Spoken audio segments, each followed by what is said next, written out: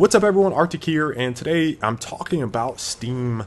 Not in a bad way, but I was reading an article on GameSpot, and they were talking about the number of games that released based off of analysis from Gamasutra in 2014 so far has been more than the entire year of 2013. And the article kind of points at Steam's Greenlight program as a culprit, and obviously got things like early access and whatnot. But it was interesting, when you think about this. Gabe Newell was talking more about Steam becoming a self-publishing platform, and when you think about, wait, self-publishing? So if I have a game idea, I build this game, I can just throw it up on Steam, and you guys are just going to let it be there. So I think from the way that this article is kind of worded, and based on the comments I read on the article, there's a lot of gray area about how people feel about it as players. And then, speaking on my experiences with Edge at Loadout, it was definitely interesting to see early access grow from when we launched. It was like 10 games in early access, and didn't really grow for 6 months or something like that. And then all of a sudden you look on early access now, and there's like so many game choices. It's ridiculous.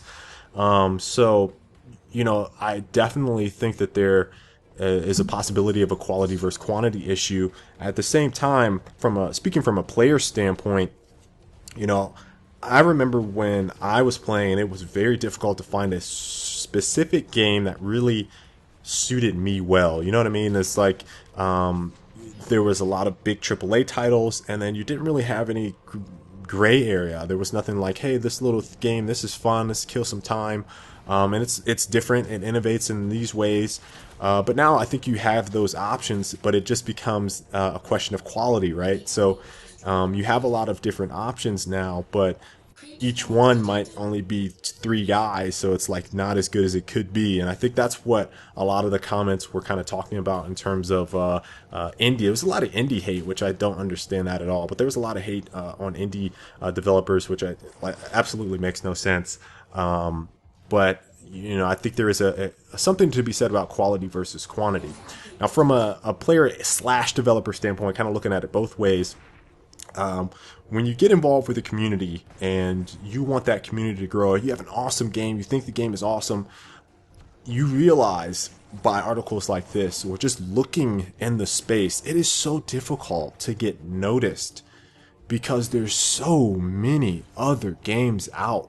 And so if you release a new game and you're trying to build a community and you want to get people involved, it's like, what ways can I get people interested in this? And if you don't have the funds to back advertising, then it becomes even harder to get discovered when there's so many different options available to players. So when you see guys on forums talking about, oh my God, this game, it's dead. I've seen so many threads on that and so many different communities. Oh, this game is dead. Oh, what can we do to save the game? Oh, what's the reasons why is the game failing? They'll think about all these different things, and it's just like, how many other games are out right now? I mean, look at how many different games are releasing.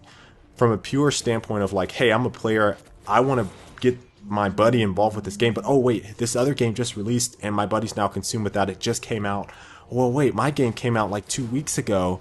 Wait, but this new game came out. Oh man, it's like there's so many different reasons why it makes it difficult to sustain a community as a player. And I just feel like saying that a game is dead just for the hell of it, or whatever reasons you think, aren't necessarily all the factors behind why games aren't growing specific communities. There's a lot to be said about the quantity of games, especially with something like this, and the options that players have available to them, and then community growth. Now, from a developer standpoint, I would be looking for more ways that players that really love a game, that think it's very special, get that front and center attention.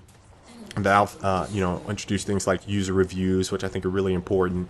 Ability to tag games, I don't really know if I would use that too much, but it could be awesome. And obviously reporting games that aren't up to snuff, like War Games or what's that one, Earth 2066 or something like that, that got pulled.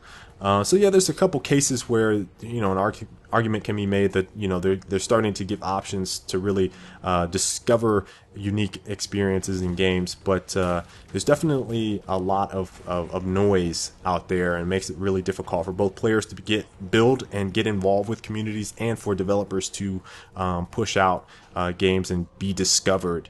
So I'm really interested to hear what you guys think. Again, I have the link down in the description. Links save lives, people. They save them. So check down there. You can see the article, and let me know in the comments with what you kind of think. Too many games on Steam? Is it ruining the experience or making it that much better? You have all that variety to choose from. Until the next time, I'll see you later. Stay frosty.